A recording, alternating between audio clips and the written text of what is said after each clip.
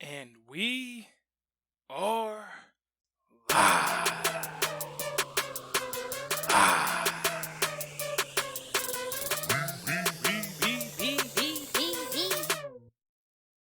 We want the gold, sucker.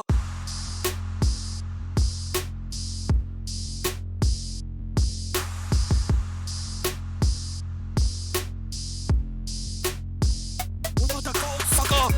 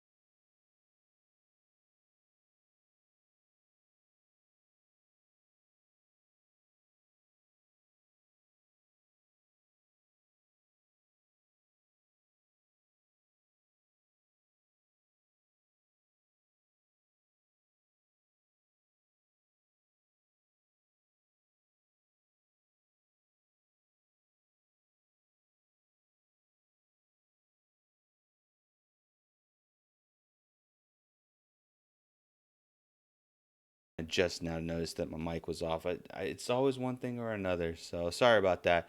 Um, but yeah, so it's gonna be interesting. 205 Live, is gonna be with NXT, starting. I'm thinking that after Clash of Champions and next week with the start of NXT that we're gonna start seeing but that's gonna be interesting.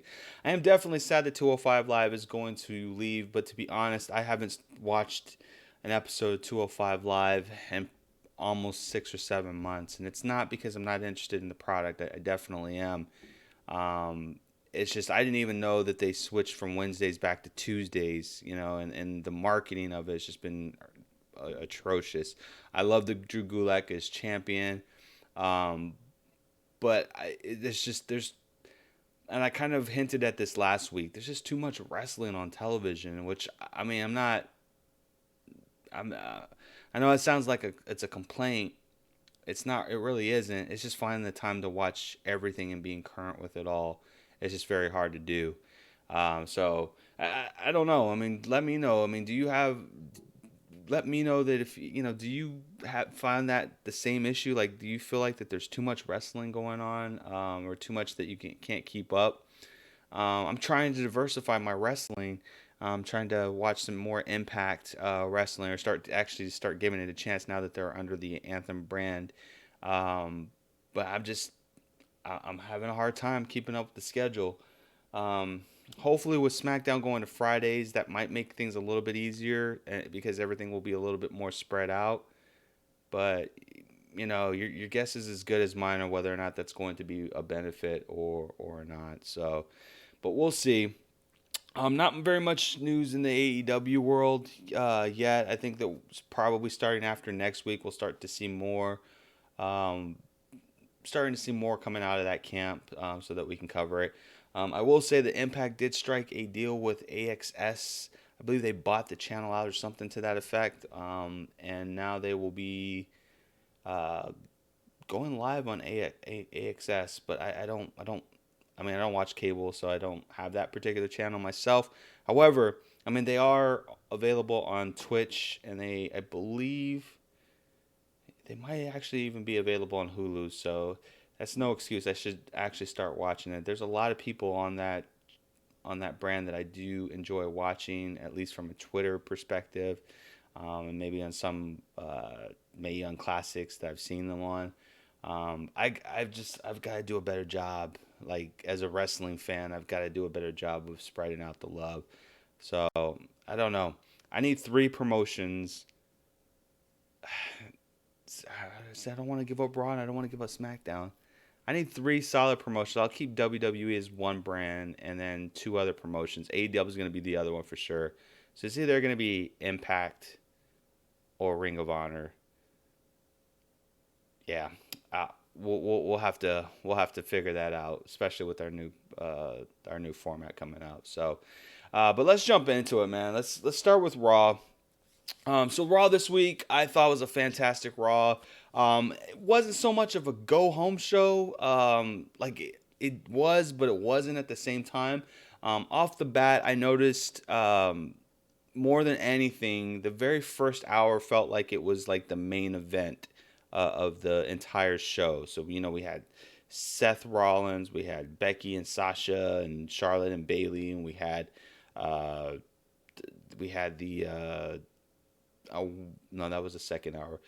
We also had Roman and Daniel Bryan on there as well mentioned, and some subtle hints of the Firefly Funhouse. So right off the bat, I knew that the format of it looked a lot different than what we've seen traditionally. And a lot of it, I think, in my opinion, has been attributed because they're in that time slot where the NFL is now back in full swing. This is the first complete week of of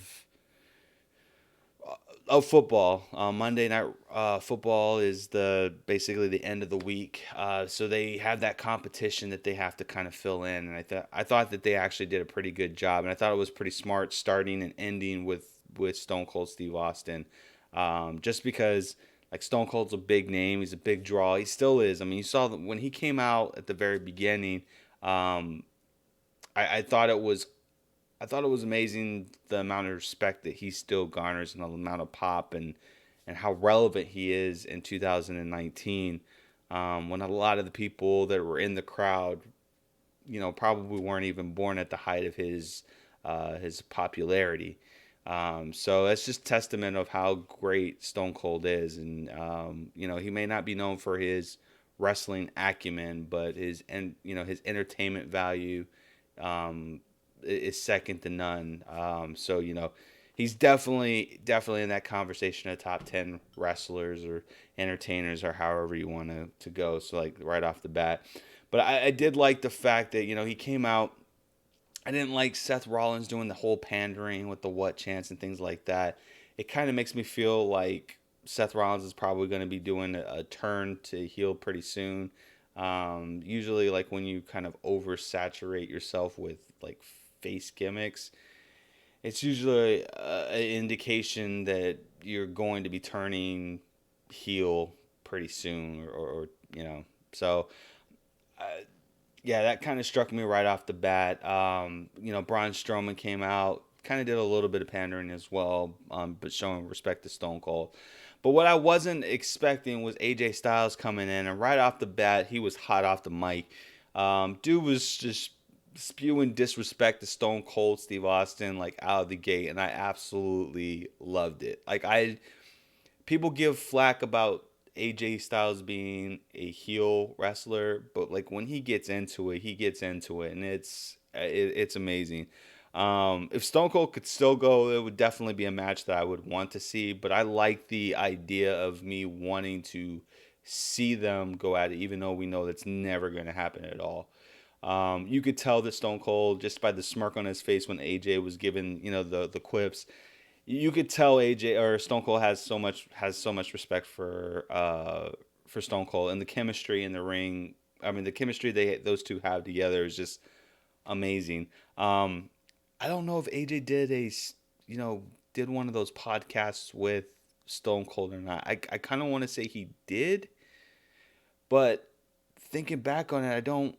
I think he did because I think there was some mention of TNA. I'm gonna have to go back and watch that because, I mean, if he wasn't on Stone Cold's podcast, he definitely needs to be on it. I would just love to see those two just, talk. Just I don't know, just so much nostalgia in that ring. There's so much wasted opportunity just because AJ didn't get there soon enough. But I digress. The contract signing, ended the way normally it ends with the table getting turned and AJ being on the receiving end of probably the greatest sell of the Stone Cold Stunner since our boy The Rock. And I would dare say that was probably a better sell than The Rock. But dang, man, like that was pretty awesome. And I know AJ just loved it, like being in that spot. So I will say though, and I'm probably gonna save this for prediction. Probably should save this for predictions. But I've noticed a certain trend around this Universal title in the past 3 or 4 weeks where AJ has just inserted himself in this mix. And I don't know if that's foreshadowing or if they needed AJ to kind of help sell this feud of sorts. Because outside of the Universal title, like AJ and the club don't have anything to do with the other titles, so like why is AJ really involved? Like that's the question that I don't think a lot of people are asking. Like why is AJ even involved in this feud? Makes me believe that maybe Seth is probably going to retain, but at a disqualification, and this match actually being like a 3-way dance at the next pay-per-view. But we'll see. With all the rumors flying around with Bray Wyatt, it's kind of hard to say what is what or how anything is going. But that's just something to keep an eye on when we get into predictions. After AJ takes the stunner, it automatically prompts a match with him and Cedric Alexander. And I will say 2 things about this. I felt like this was going to be a prelude. This was going to be a program going into Clash of Champions, and it looks like it's going to be. But AJ versus Cedric Alexander was a phenomenal, pardon the pun, match. Like, oh my gosh, the chemistry between those two are amazing. And can you imagine like Cedric's here at the perfect time, but could you imagine AJ being here like 5 or 10, 15 years ago? In his prime, arguably his prime, like the dude can still go, and it's just amazing. Like with the miles that he has, that he's just such a great performer in the ring. But this match was just it was amazing, and I think the U.S. title will be in good hands after AJ. I think that it's probably time that AJ goes on to bigger and better things, but you can tell this guy he's just a champion material, man. I'll just say that, man. And it's good to see that the cruiserweights are getting love. Like they got love all through this Raw. We had Grand Metalic versus Rey Mysterio, and that match was hot off the press. And I forgot Cedric Alexander. He penned AJ. They're gonna have a match at Clash of Champions. But yeah, even Rey and Grand Metalik had a fantastic match against each other. And despite some of like the stiffness and some of the moves, like Uh, Grand Metalic did a like Hurricane Rana off the second rope.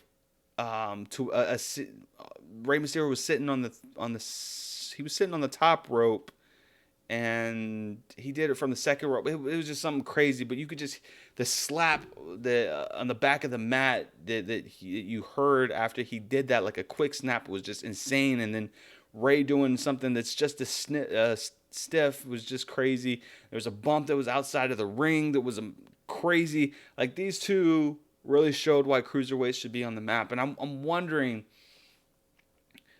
I'm wondering if Ray is going to be going up the ranks of the 205 Live.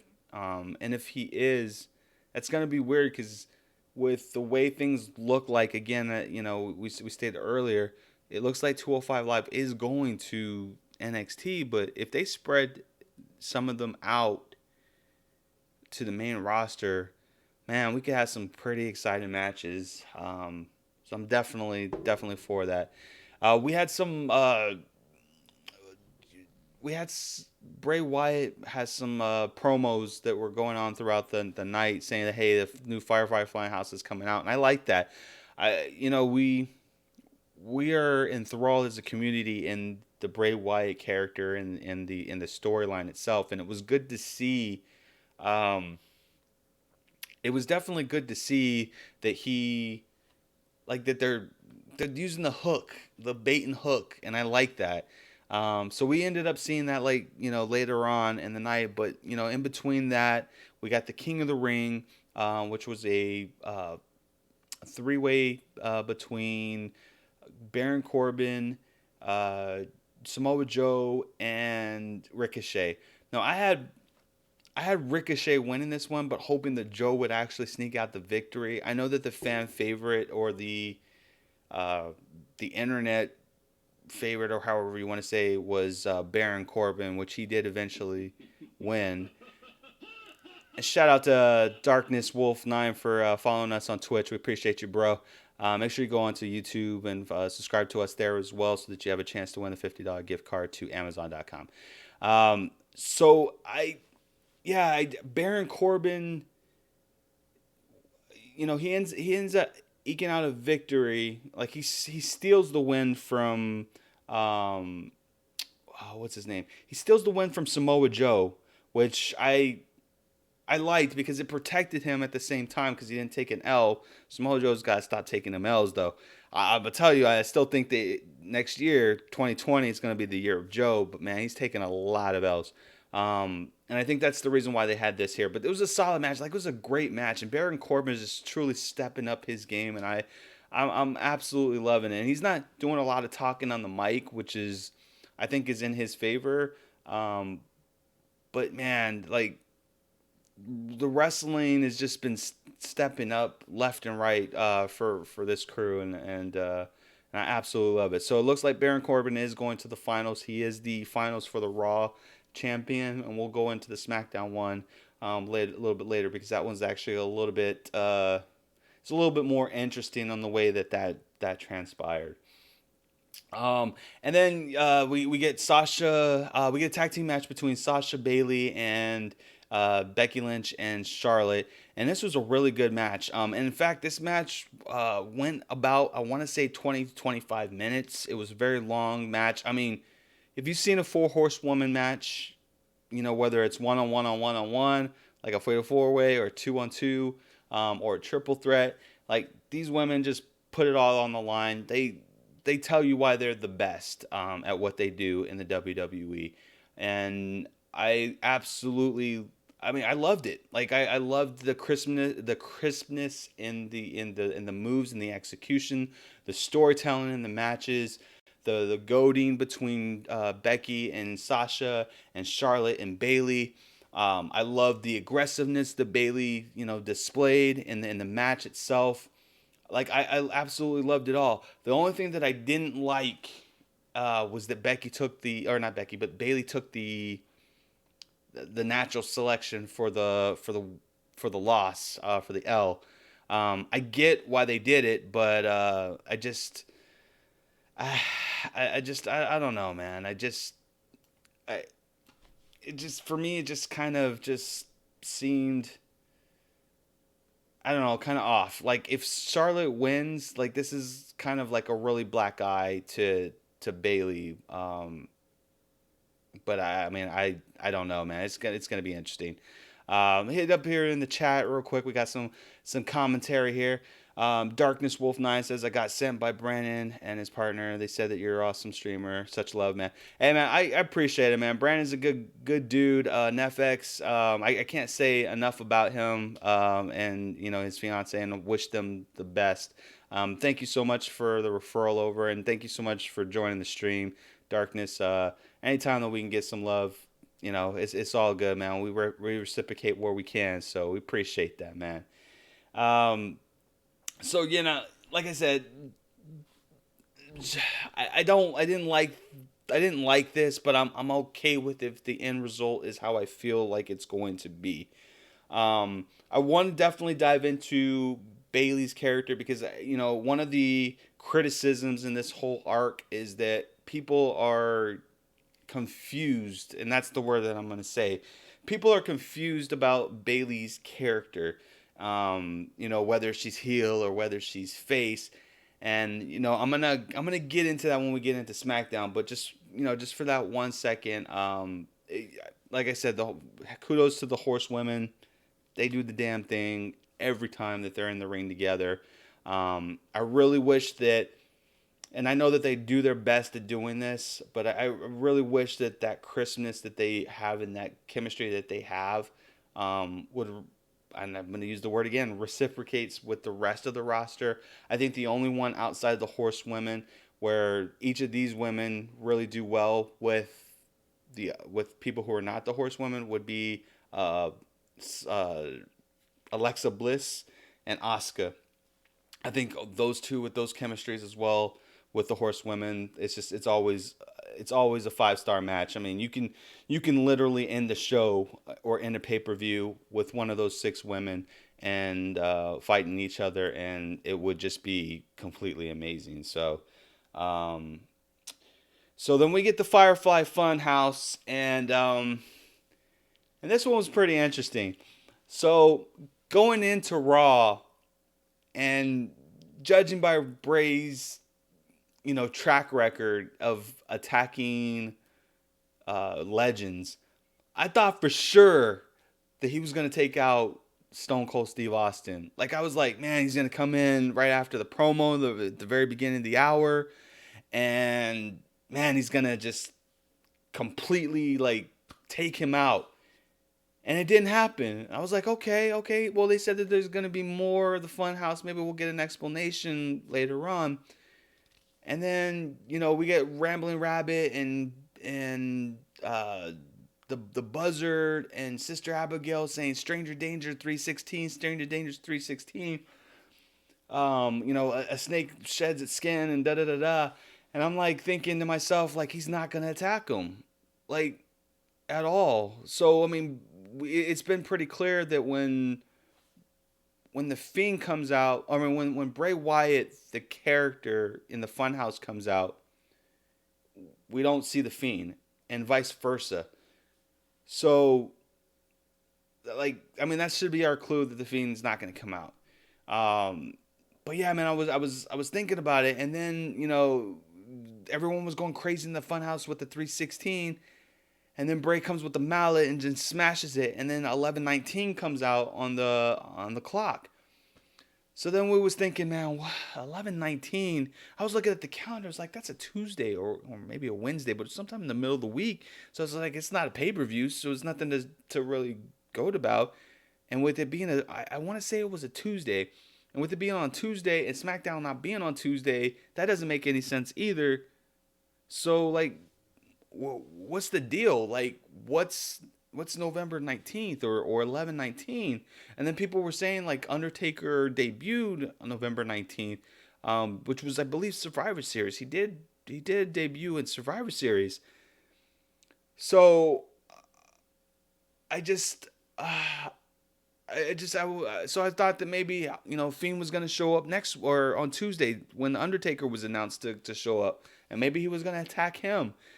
And then I was like, man, is this better happen, man? This better happen. So jumping into SmackDown, the Undertaker opens the show just like Stone Cold opened the show for Raw. Undertaker opens the show, and he talks about he talks in circles. This is my house, and I don't know when I'll ever come back, but I want you to all know that it's always gonna be my house, but it's now gonna be open to someone else. And then and then he stopped, and then I was like, okay, so that's the cue. I'm looking up into the rafters inside my screen. I'm like, yo, like the Fiend's coming, right? The Fiend's coming, right? Like the Fiend's coming, right? And no Fiend, and instead, Sami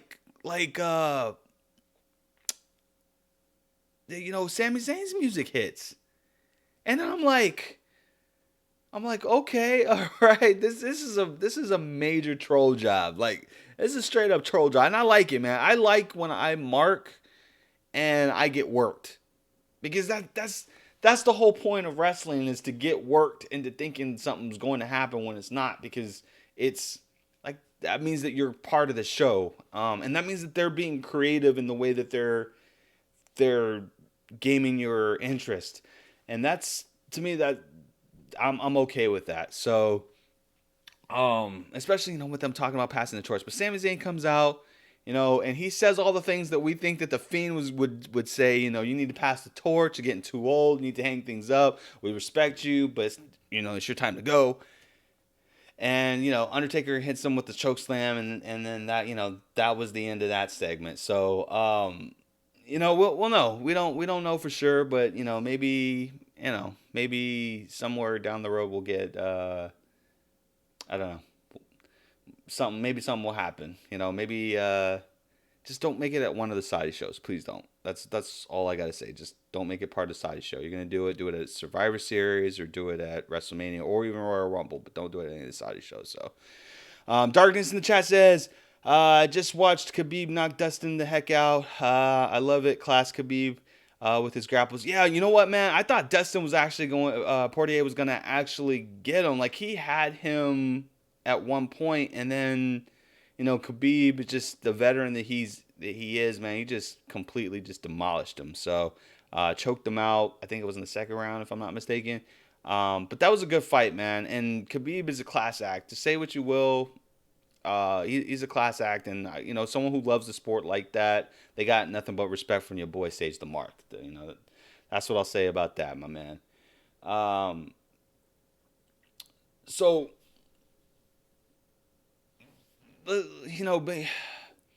let's get into this Bayley business. So Bayley has a backstage conversation with Ember Moon, and right off the bat, the way that this conversation went was just terrible. And it wasn't Bayley's fault. It was, and I won't say it was Ember Moon's fault. It was just the way that Ember Moon went about things. Like, why should Ember Moon care about anyone but herself? Because she hasn't. So why does she care that Charlotte or that Bayley attacked Charlotte? That part of it I don't get. Like, I don't consider right now the way Bayley is, I don't consider her a heel. I consider her sticking up for her friend. Her friend feels some kind of way, and she's there to support her friend. And that's just, and that's just the way it is. That doesn't translate into Bayley, cheating to win with her other competitors that she fights. She didn't do it against a Bliss or anything like that. She didn't take a chair to Bliss or anything like that. So we really shouldn't be treating Bayley right now at this stage as a heel. We really should be treating her as if she is just sticking up for her friend, and that's it. Like, the moment that she starts chastising the crowd and she starts, I think that we get into this notion that it needs to be black and white. Like, you either need to be heel or you either need to be face. But that's the problem. Like, a true villain, like in the truest sense, like a great villain is someone who is a hero but is brought down because of some circumstance that they feel that they've been wronged. And you have to tell that story in order for them to be compelling enough. And you just attacking somebody isn't, in my opinion, like that's not compelling enough to say, oh, that's heel. Especially with her being a super baby face. It needs to be like there needs to be a pattern, and there has been a pattern. They've been telling the story for weeks now, and even the commentators have been coming out and saying it, that Bayley feels like the SmackDown title is taking a back seat to Raw because of the man and because of all the publicity that the man gets, and that she's on the cover of magazines and things like that, and that irks them because they're working twice as hard on SmackDown, but yet they're not considered to be the ace show. And that's like, they're literally telling that story, and like little by little by little by little, you're seeing Bayley to be a little bit more aggressive. She's sticking up for herself. She's not becoming a pushover. And there's gonna be a moment in Bayley's story arc where she's just had enough, and she's just gonna take it out on everyone. And the Sasha heel turn that we have, or that we're seeing right now, is gonna be nothing compared to what Bayley is going to do. And that's the moment that we should be waiting for. So I think that we need to get out of the mindset at this point right now, of judging her as a heel or as a face. We just need to watch the ride, because it's happening before our eyes. And when we see this in retrospect, we're going to be like, aha, that was a great story arc. So just, all I got to say is just wait, man. That's all I got to say is just wait. So we get the King of the Ring tournament concludes on Raw. We find out that Elias broke his ankle. I don't know if that's a work or not. But Shane shows up and says that, hey, we're gonna find you an opponent, because you're not gonna get a bye. You're gonna find an opponent for you to fight so that you can fight that person for an opportunity to go to the finals. And I was thinking to myself, when this announcement was made, like, are they going to pick somebody that's already lost? And protect the integrity of the tournament itself, and not do any type of shenanigans. I was thinking along those lines. I was like, man, with Samoa Joe talking that mess to him, maybe they're going to bring Samoa Joe back and say, hey, Samoa Joe's going to fight you. And then maybe we get the revenge between Baron Corbin and Samoa Joe, since Samoa Joe got the pin. That's what along the lines that I was thinking. And then, we go a couple of segments, and then they come back and he's like, I found your opponent. And then he goes kind of off the screen a little bit, and then comes back and says that it's me. And I'm like, oh, not this. I love Shane. You guys know I'm a mark for Shane. I was like, not this. And then I had an epiphany. Yo, what if Kevin Owens becomes a special guest referee? Then we're using that continuity loop from the very beginning of the tournament, because his match was the very first match, Elias versus KO. And wouldn't it be bittersweet if he did the same thing? So that's, that was my story. So I was on board from this entire thing. This ended up being I think this was actually the main event slot, if I'm not mistaken. And I loved it, man. I did. Right off the gate, Gable uses the chaos theory, which I love it. Shout out to Doug Williams, my man. He hits the chaos theory for the pin 1, 2, 3, like within the first 15 seconds of the match. And like Shane looked like completely concussed. Like he was like, what the hell just happened? He was like, you lost 1, 2, 3, and it was a fast count. I love this part. It was a fast count, but Shane didn't even know it was a fast count, because he was just like, he legitimately looked like he got knocked out. And then he was like, no, I can't go out like that. Your boy, the best in the world, can't go out like that. So he gets the referee and says this is a 2 out of 3 match, a 2 out of 3 falls. And then I don't know if there was some whispering going on or something like that. That didn't get caught on the TV, but every time that, from that point on, every time that Gable would get a pin, like Kevin Owens wouldn't do anything at all. He was just like kind of looking around, and I was like, what is going on? I like this is not a I know this isn't a KO turn, but what the heck is going on? And then Shane would get a pin on Gable, and then you see the 1, 2, 3, like the quick counts, and Gable would kick out, and I was like, oh no. So one critique I have on this is that they didn't do a good job on screen, like telling us that this was gonna go down, and maybe they shouldn't have. The match itself, the way that this played out was perfect either way. But I was thinking to myself, like, how the hell is Gable gonna win? Like, obviously Gable is going to win, but how the hell is he gonna win? I was like, he's got to hit the ankle lock. There's just no other way. He's got to hit the ankle lock on him, have him to tap out. And sure enough, he gets the ankle lock on him, and he holds it there for like Shane is tapping for like 10 seconds, like straight 10 seconds, and KO is just kind of looking around, and he's like, oh, I got to count it, and he calls it the bell, and Gable goes, and this was a good match, man. Say what you will about Shane, but his matches are pretty entertaining. At least I feel like they are. I definitely enjoy his matches. I don't know. I enjoyed it. That's what I'm saying. The aftermath of this one here is that Shane comes out and says, Shane comes out, he knocks out Kevin Owens. Remember, Kevin Owens is wearing the official getup.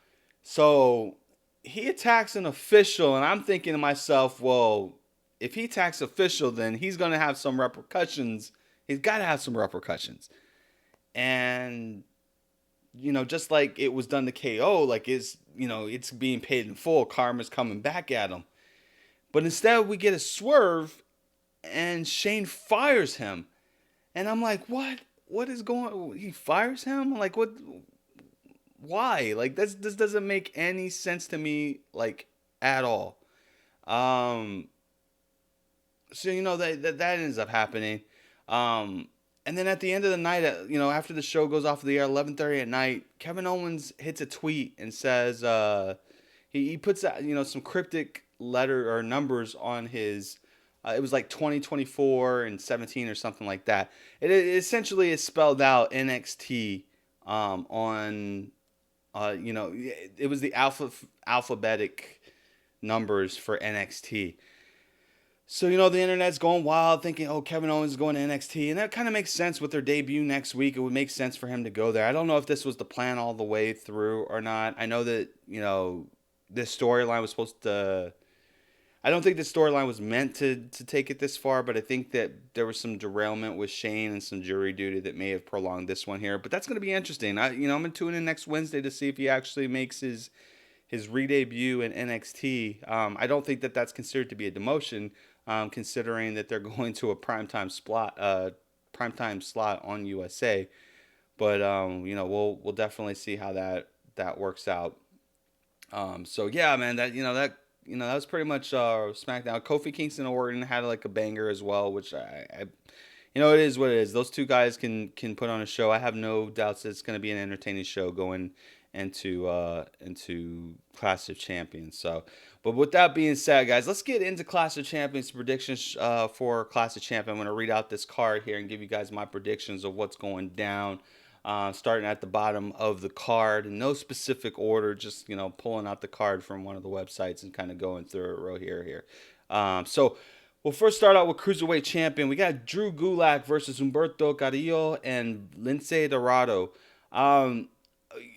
This one's kind of hard to call for me because we're going into what I've perceived to be, the reemergence of 205 Live in NXT. And I think that if you're going to do that, you're going to need to have a strong champion going into it. Humberto's kind of still new. Lince Dorado, he's still kind of tied up with the Lucha House Party, so I don't think that, putting the title on him is going to, especially on their debut, is going to be a really bright move at this time.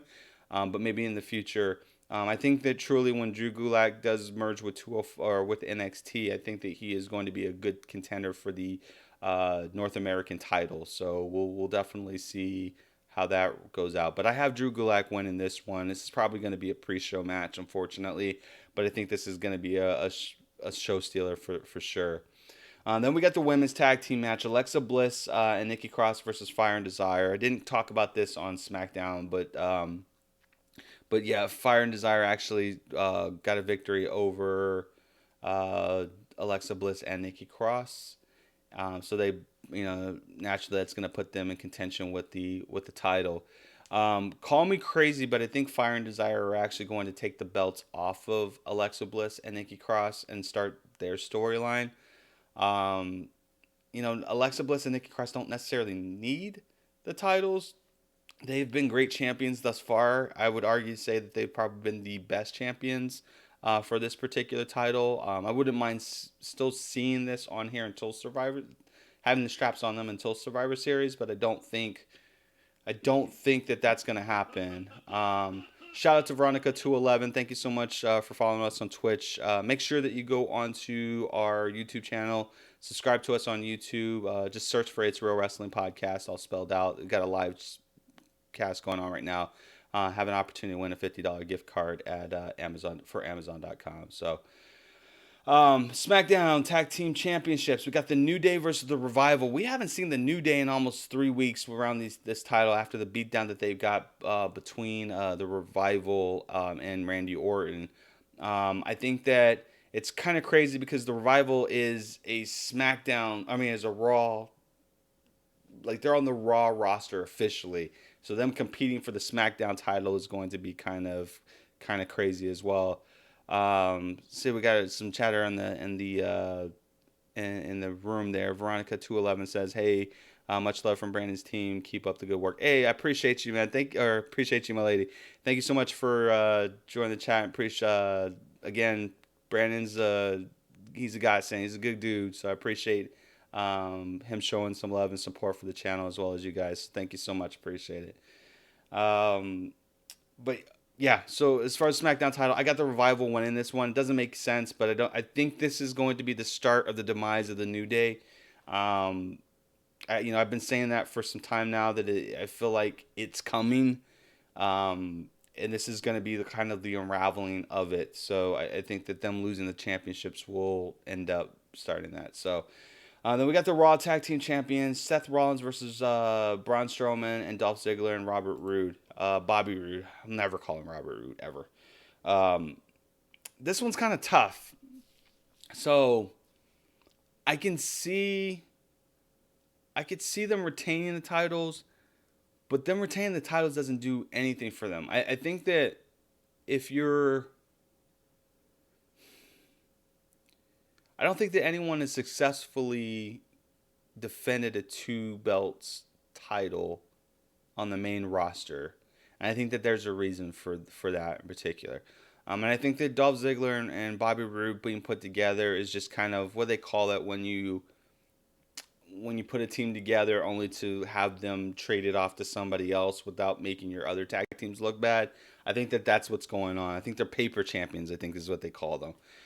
So I think that Dolph Ziggler and Robert Roode will find a way to win this match here, and I ultimately think that the belts are going to end up being in contention with the Viking Warriors or the Raiders or Viking Raiders or whatever we're calling them these days here. So I'm going to go with Dolph Ziggler and Bobby Roode for the win on this one here.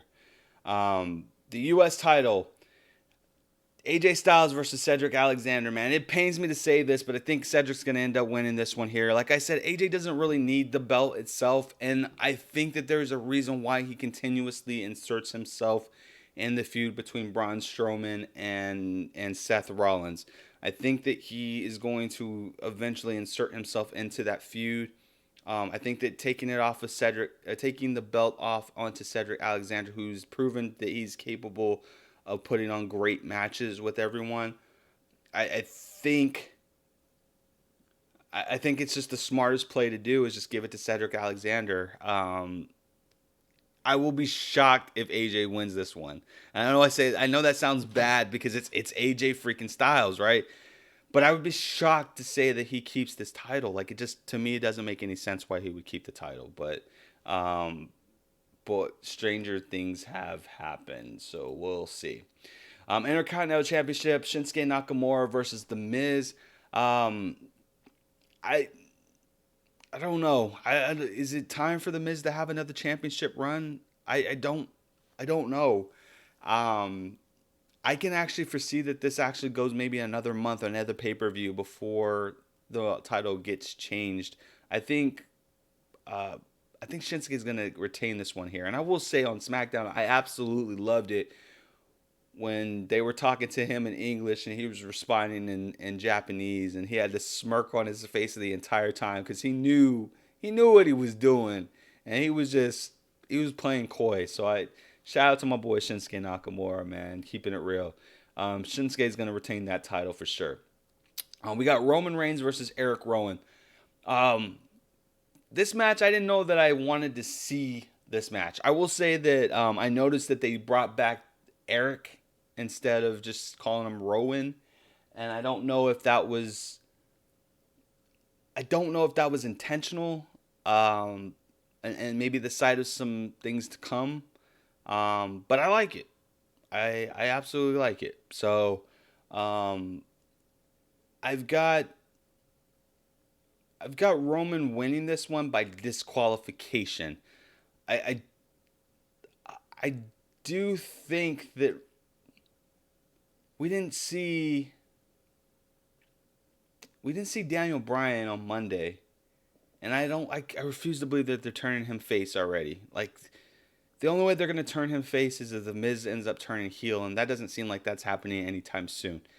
So I think he is still the mastermind of this whole thing, and I think that we're going to end up seeing a disqualification, and it's going to be revealed that Daniel Bryan was behind the whole attack the entire time.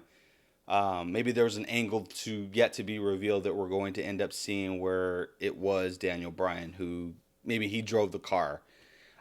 Maybe that's what it was. So we'll definitely see. I am intrigued.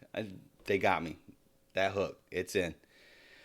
So then we got the SmackDown Women's Championship. We got Bayley versus Charlotte. Okay, I have Bayley retaining this one. I know this is going against the norm of everything, but I think there's a story to be had if both heel horsewomen take the titles. Again, Bayley's not a heel. Charlotte's still a heel. Bayley's not a heel, but it's not about heel versus face. This is about, again, protecting my friend. I could see in a perfect world where Sasha may cost her the belt. Or maybe she defends Sasha and then ends up getting distracted and gets the pin. But I'm hoping that doesn't happen. Bayley's got to retain this title. Like, if you're going to put any type of legitimacy on that title, it needs to be on Bayley. It needs to stay on Bayley for a while. She's been doing a great job at fighting, at defending the title, and having matches with other people on the roster, and I want to see that continue as well. We're starting to see Charlotte start to get into that mode where she is putting women over, even in wins, she's starting to put other women over that are outside the horsewomen group, which that's what I would like to see more of with Charlotte. But for the time being, I don't think she needs that 10th title, not yet. But yeah, Bayley's got to win this one. And for the same reasons, I feel like Sasha's got to win this one as well, but I don't think that she's going to win it against Becky Lynch. I think this match is going to end up going maybe one more month, and then Sasha's going to end up winning it. So I've got, I hate to say this, I've got Becky retaining the title. I've got her retain the title, but I really want Sasha to win this one. I would love to see Bayley and Sasha be on top, because there's a good storyline to be told by that. God, that one's tough. That's the match to watch. I think that one's going to be the ultimate show stealer. And then we got Kofi Kingston against Randy Orton. for the WWE Championship. Everyone's saying that Randy Orton is going to end up winning this one so that he can take it into the new, SmackDown, Friday Night SmackDown on Fox. I would say Kofi keeps the title until Fox has a title match on Fox and loses the title. Kofi's no stranger to defending the title on live TV, so why not start the show off with a bang with the title change? That's what I'm thinking ends up happening. He's having all these great matches with everyone that he's been put in front of, and I would just love for him to retain the title until then. So I've got Kofi Kingston winning this one, retaining the title. And we still got Brock in the win. So we might even get a Kofi versus Brock, and Brock might end up taking the title off of him at the very first SmackDown. But we'll see about that. So that's my prediction for that. And then the last match of the night is going to be the Universal title. We got Seth Rollins versus Braun Strowman. I will say, in retrospect, they said all titles are on the line, but I don't see any of the NXT, the UKs, or anything like that on here. So I am a little bit disappointed in that, but beggars can't be choosers. It's already a long card as it is. So we got Seth Rollins versus Braun Strowman. So for this one here, I think I think Seth is going to end up retaining, but I think it's because AJ is going to insert himself into this match somehow. He's been the constant, the only K in this equation that just makes sense. I don't like to me the concept of, oh, I'm defending, we're tag team champions and then we're gonna fight for your other title. To me, you have to have some other factor that comes in that's going to make this a match. If this is gonna end your show, it's got to end it in a way where it's just like a bang. And I know that there's talk. I know that there's talk about the Fiend getting involved and things like that, but I'm starting to think that might be just a work. I'm thinking that WWE fed that information out just to kind of gain interest to see how things were. The whole "see you in hell" thing coming on. I don't think that I think they're smart enough to not play their hand too early, and I think that a lot of people are, including myself at times, are jumping the gun and reading too far into it. So I'm going to say the Fiend does not make an appearance at all, but I think the AJ Styles will make an appearance in this particular match, especially if he loses to Cedric Alexander. Him and the OC are going to wreck shop on Seth and Braun Strowman. This is going to end up being a three-way dance at the next pay-per-view, and that's going to be that. That's going to be it. It's the only way to go. But those are my thoughts. I want to know what your thoughts are. So if you're listening to this on YouTube or on Twitch or Mixer, you just drop a comment on this video and let me know what your thoughts are on the pay-per-view itself. If I'm crazy, let me know I'm crazy. If you don't agree with your boy on the way that the Bayley's being booked, let your boy know, because that's what I want to know. So but yeah, that's it. It's gonna be an interesting pay-per-view, guys. So just sit tight. The pay-per-views have actually been exceeding expectations. At least that's been the general consensus amongst podcasters. So I'm giving it a shot. So I'm definitely interested in that. So winding down a little bit, guys. A couple things I just wanted to kind of throw out there. Yesterday was 9/11, and I'm not going to give this big overarching speech or anything like that about it. The events, I can't believe it's been 18 years happened. I remember I was at a call center. I was working my first job at a call center, and we had this big old TV, and we actually saw like the replays of what happened, and then all the chaos that was going on at that time. And it was just like the worst thing that I've ever, one of the top 3 worst things I've ever experienced in my entire life. And I wish that no generation going forward ever has to experience anything like that in that capacity. And I know that there's a lot of crazy things that go on in the world.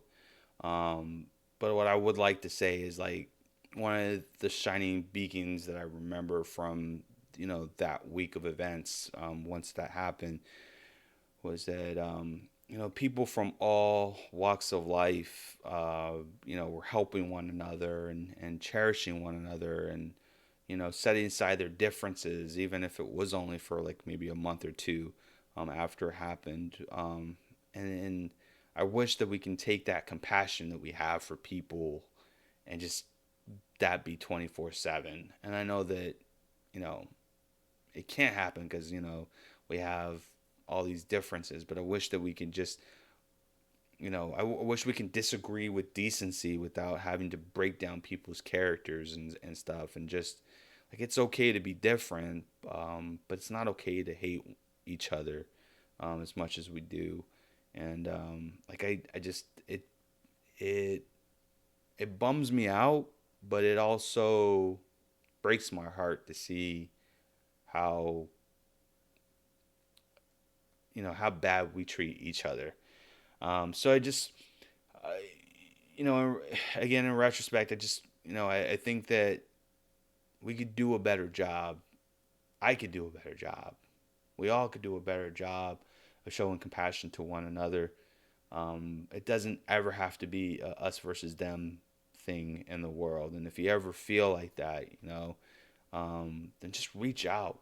Like, and I say this a lot, one of the reasons why I love wrestling so much is because there's so much diversity in wrestling, both on screen and in the fan base. And it's great that you can have an argument about who's the top best three and why Shawn Michaels isn't the best, and why Bret Hart belongs in the top three, and why, Mr. Perfect belongs there, and things like it's good to be able to argue those things and still walk around and be friends and shake hands with each other. And I think that that's what we need to do. We need to do more of that, and we need to spread more of that, especially those of us who are a little bit older and have children. We need to reciprocate, and that seems to be the word. I should probably have made this podcast, the title of the podcast, Reciprocation or something like that. But I think we need to reciprocate that kind of energy in the interactions that we have every day. We owe it to future generations to show them that we can be better as people.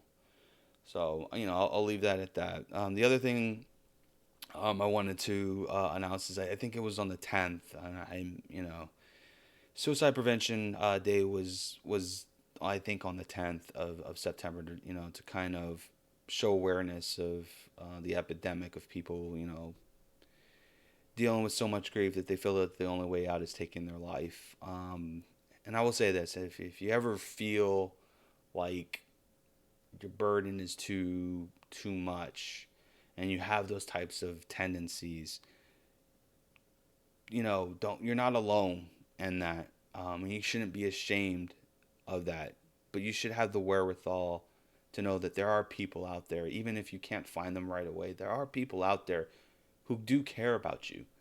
And if you ever feel like that, there's a lot of organizations that can help you with that you can call and just talk to somebody if you don't have someone immediately that you can speak to. Or you can drop a line here at the IRWP. We'll definitely talk to you. You don't have to shoulder that burden alone, and don't want you to ever feel that you're not good enough, because you are worth it. And don't think, just because someone tells you that you're not, that you're worth it. And that's the only thing that matters. It's the only person that matters is you, and you need to remember that. So before and if you know somebody who may be having those thoughts, make sure that you give them a hug, talk to them, get them the help that they need. Because one less person in this world by suicide that's one too many. We don't need to have that. So, with that being said, guys, and I hate to be on a somber note, but I definitely wanted to make sure that we were paying attention to that. But I'm going to end on that note and just say, we got to love one another. We got to respect one another. If we see something out, we got to call it for what it is. Stay positive. Stay positive. I mean, that's what this podcast is all about, is staying positive and enjoying the good things in wrestling, and calling things for what it is. So, love one another, respect one another. Y'all know the drill. Keep it real.